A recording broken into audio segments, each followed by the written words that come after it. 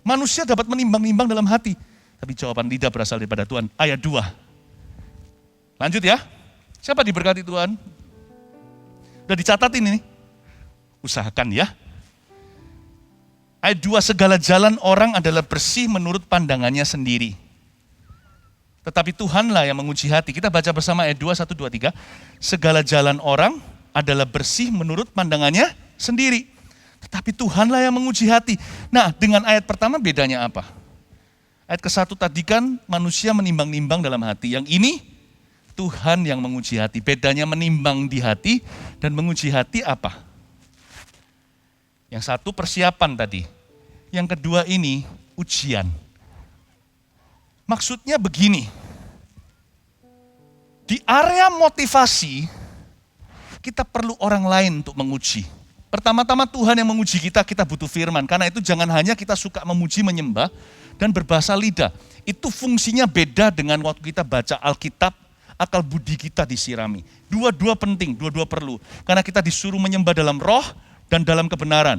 Kebenaran doang, terus menerus firman, lama-lama jadi Farisi dan ahli Taurat, hatinya keras, suka menghakimi orang lain. Tetapi kalau kita memuji, menyembah saja, hanya berbahasa lidah, manusia roh kita dibangun, tapi kurang informasi di sini. Lama-lama kita akan kebobolan dengan diri sendiri. Segala jalan orang adalah bersih menurut pandangannya sendiri. Ini memang sudah tabiat manusia. Manusia selalu merasa benar, orang salah pun bisa merasa benar. Karena masalahnya di mana kok manusia mudah tersesat? Perhatikan kata sendiri. Segala jalan orang adalah bersih menurut pandangannya sendiri. Orang yang sendirian pasti akan busung dadanya. Kata firman Tuhan di Perjanjian Lama. Orang yang membusung dadanya tidak benar di hadapan Tuhan. Memegahkan begini. Orang yang sendirian mengumpat jalan. Maksudnya apa sih? Orang yang sendirian lama-lama akan will be deceived by Satan. You need other people to check and recheck on you.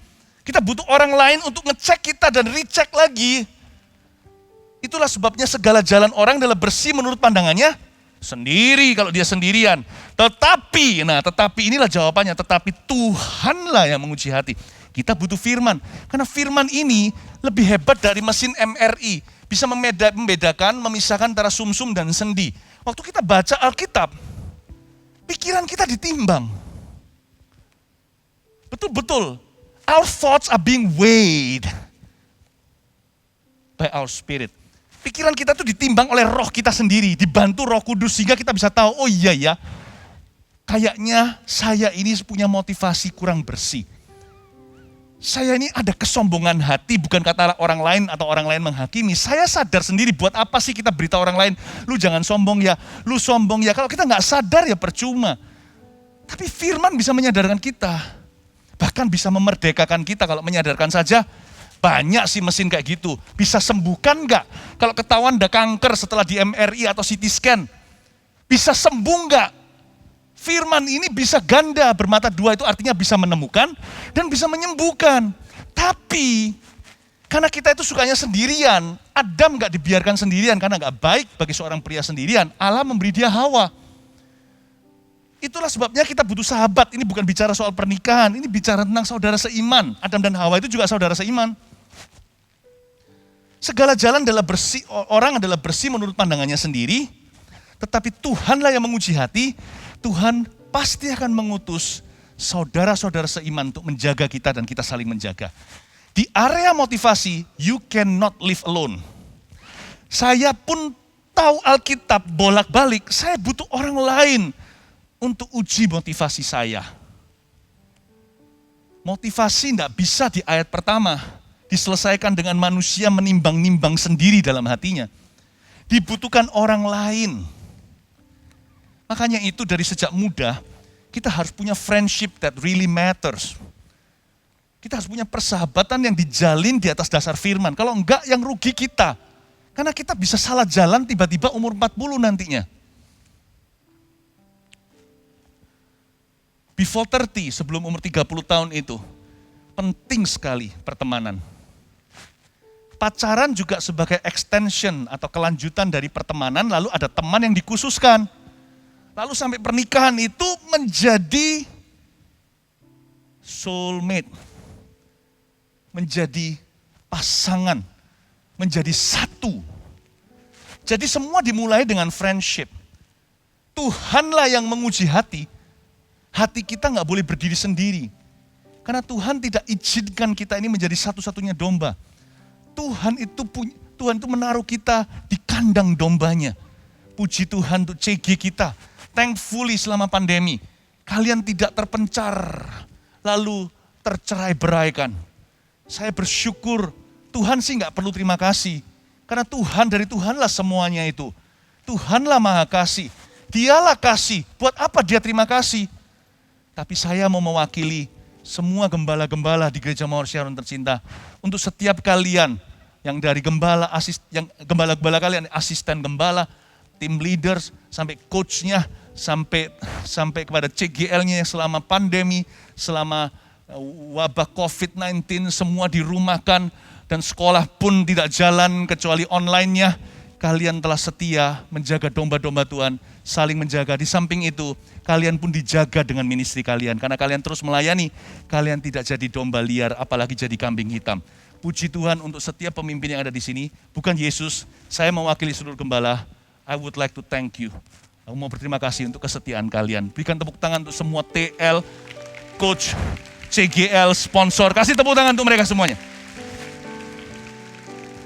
Tuhan menguji hati, menjaga hati dengan segala waspada, gak bisa sendiri. Kita butuh orang lain nih. Tuhan menguji hati kita. Butuh orang lain untuk menguji motivasi. Perlu ada orang lain berkata, hey I think, sorry ya, aku sebagai teman baikmu loh ya. Aku rasa kamu mulai mundur loh. Kalau orang lain yang beritahu, apalagi haters di sosial media, gak usah didengarkan. Ngapain sih kebahagiaan kita dicuil sama mereka. Tapi kalau orang-orang yang kita kenal, yang mengenal kita luar dalam juga, sekalipun dia bukan Roh Kudus bisa pakai loh. Aku rasa kamu mulai kehilangan kasih mula-mula. Iya tah, doakan ya. Nah disitulah terjadi pemulihan. Aku merasa kayak kamu beban berat. Kadang-kadang gak usah orang lain merasa dulu, kita bisa ngaku. Yakobus berkata begini kan, saling mengakulah dosa supaya kamu sembuh. Kadang-kadang inisiatifnya dari kita. BFF, apa namanya, best friend forever ya, atau ya best friendnya, tolong aku ya, aku lagi struggling dengan sesuatu. Tuhan menguji hati, Tuhan jaga hati itu lewat orang lain. Karena kita mau tahu firman pun luar dalam, mau sekolah teologi 40 tahun sekaligus, tetap butuh orang lain karena kita ini pandai memanipulasi firman. Contohnya orang jatuh cinta, kalau sudah suka semuanya kan suara Tuhan. Ambil kembang aja, he loves me not, he loves me not. Dia cinta, dia nggak cinta, dia nggak cinta, nggak cinta. Udah tinggal satu, dihabisin, cinta. Pokoknya maunya dia cinta sama gua. Segala tanda akan menuju ke sana. Kalau perlu bintang Bethlehem pun ke situ. Karena kita pandai memanipulasi, makanya orang lain lebih netral. Kita butuh suara objektif kalau kita mau sampai ke tujuan. Bukannya firman nggak bisa menjaga. Karena kita punya tabiat suka menguasai firman. Padahal sebenarnya firman menguasai kita jauh lebih baik. Karena hidup kita kudus. Kita menguasai firman, maka Tuhan jadi hamba kita. Amin? Nangkep ini? 2 ayat. Tambah 1 lagi, 3 ayat. Serahkanlah perbuatanmu kepada Tuhan. Kita baca sama-sama, 2, 3. Serahkanlah perbuatanmu kepada Tuhan, maka terlaksanalah segala rencanamu. Serahkan apa? Hatimu. Kan ayat 1. Bukan. Baca lagi. Serahkanlah apa? Perbuatanmu kepada Tuhan. Dalam bahasa Inggrisnya commit your works, commit your effort. Komitmen atau serahkan pekerjaanmu, perbuatan itu maksudnya itu. Dan serahkan usahamu, jeripayamu. Kalau kita mau betul-betul meraih mimpi, anak-anak muda, ini amsalnya. Jangan serahkan mimpimu. Tuhan tidak pernah berjanji memberkati mimpimu. Tuhan memberkati persiapanmu. Serahkan peluru. Nanti Tuhan sediakan senapan, bukan kebalikan.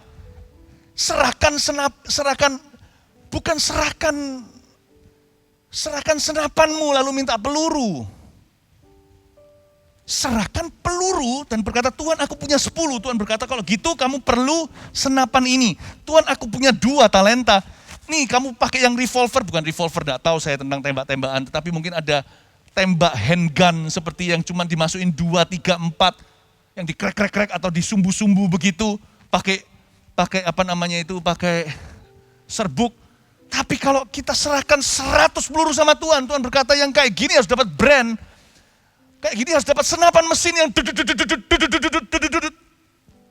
Tuhan menyesuaikan dengan peluru yang kau berikan. Surrender and commit your works, your effort. Serahkan perbuatanmu, bukan mimpimu.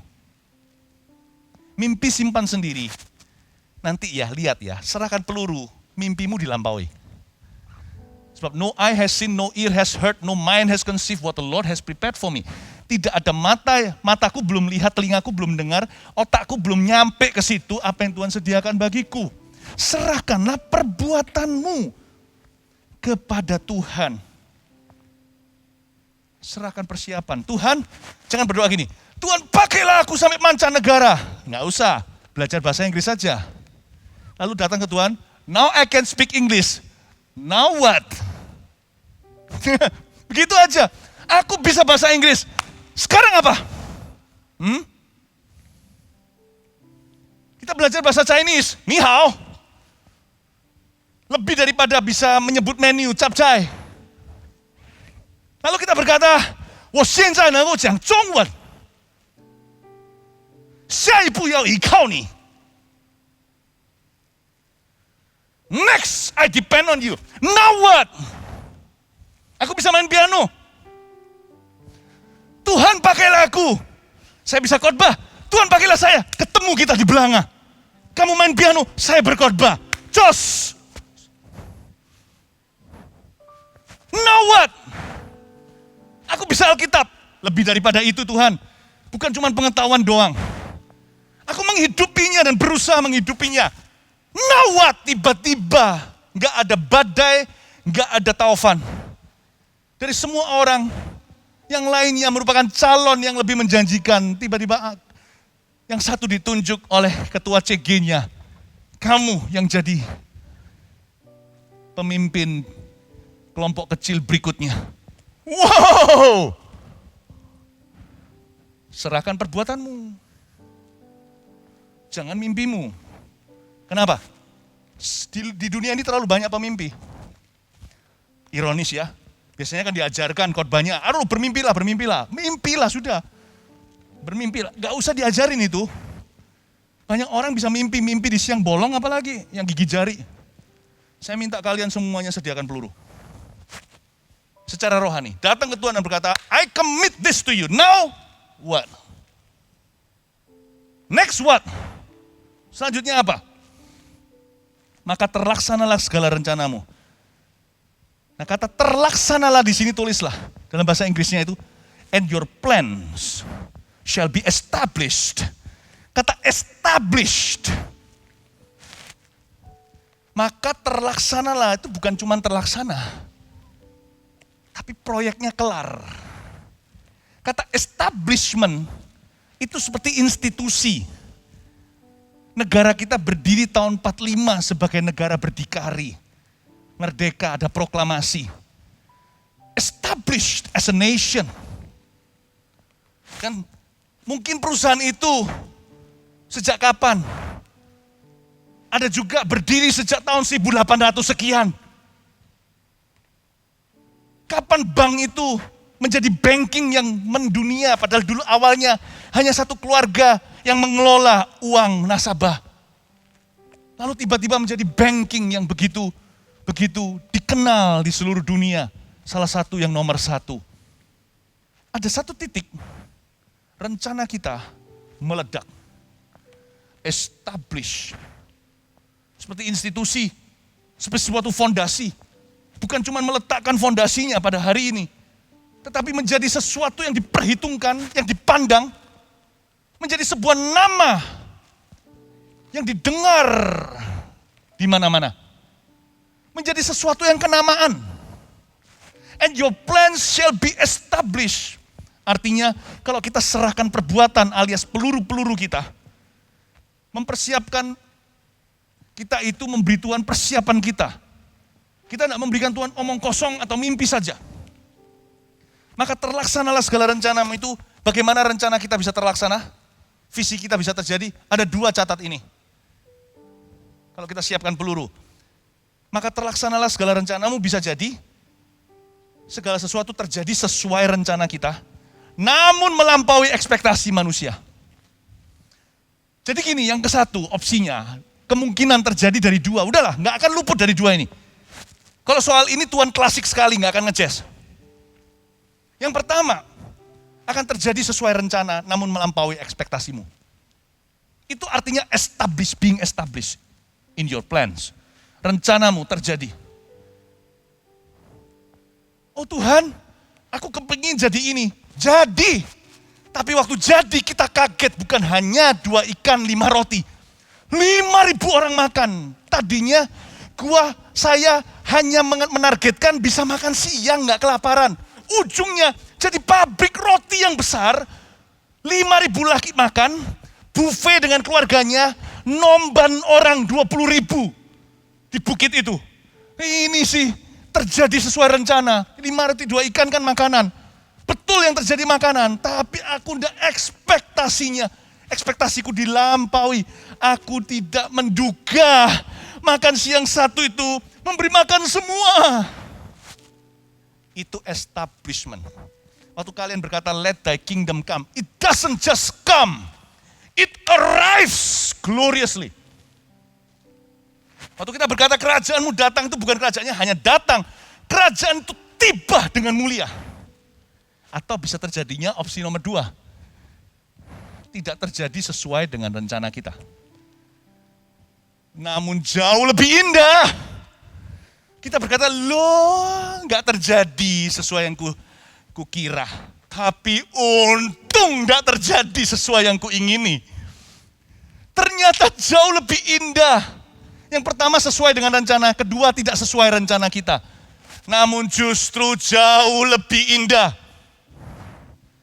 Ternyata bukan yang kukira. Aku kira nanti aku akan begini. Tuhan buat begitu. Tapi begituku membuat aku begitu tertawa. Tidak ingin begini lagi. Paham itu? Serahkan perbuatanmu. Simpel kan? Semua dimulai dengan 1 peluru. 1 talenta. Whatever it is.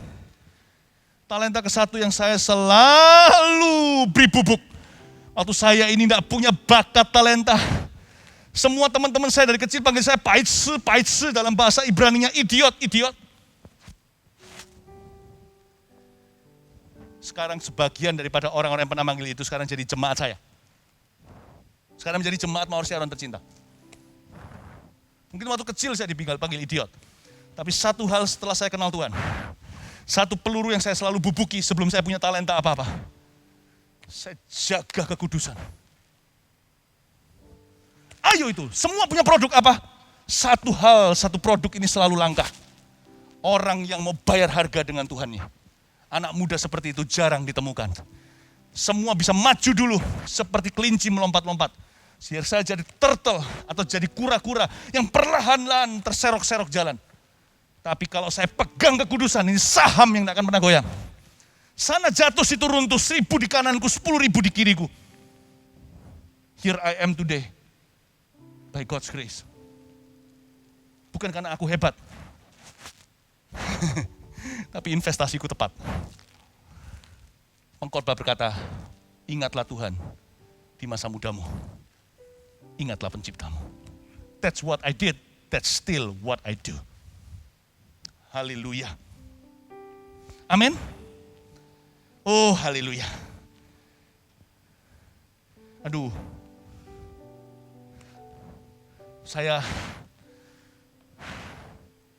Andai saya punya banyak sekali waktu, sehingga saya tidak mengajarkan ke kalian firman yang seperti tadi, yang kesannya asal-asalan. Saya rencana 9, baru 3. Bisa lebih dalam lagi, saya tidak punya time-nya, tidak punya waktunya. Andai saya bisa drill dengan Anda 1, 2, 3 itu saya cepat-cepat lewat. I want to talk about God's way. Cara Tuhan. But I think you get some idea today. Kita mendapatkan satu gambaran. Gimana kita bisa berjalan dengan dalam dengan Tuhan. Semua kalian anak-anak muda, AO Gears ini kita semua. Let's be a deep Christian. Jadi orang Kristen yang relevan iya dong. Relevan doang banyak. Semua itu satu cetakan. Kecuali kita punya konten yang beda, packagingnya bisa sama. Let's be a very deep Christian. Serahkan perbuatanmu kepada Tuhan. Terutama serahkan masa mudamu. Jagalah kekudusan. Saya berhenti sampai di 3 ayat. Next time saya akan continue. Tidak bisa sampai 9. Saya sekarang coba menggelitik hati dan rohanimu. Bacalah ayat 4 sampai ayat seterusnya di pasal itu. Renungkan seperti yang saya renungkan. Perlahan-lahan kalian juga akan bisa. Tanpa keluar dari konteksnya. Karena Roh Kudus yang sama tinggal di dalam diri saya. Dia tinggal di dalam diri kalian. Dengan 3 ayat ini, kita memulai perjalanan kita untuk lebih sungguh lagi di tahun yang baru ini. Saya berdoa, orang-orang muda di sini, coba rogoh kantongnya. Ada banyak peluru-peluru rohani yang dipersembahkan untuk Tuhan. Anak-anak Augir sini, bukannya orang-orang yang asyiknya rame-rame saja. Meskipun kita rame sekali, puji Tuhan. Tidak pernah sepi ketika terjadi kebangunan rohani.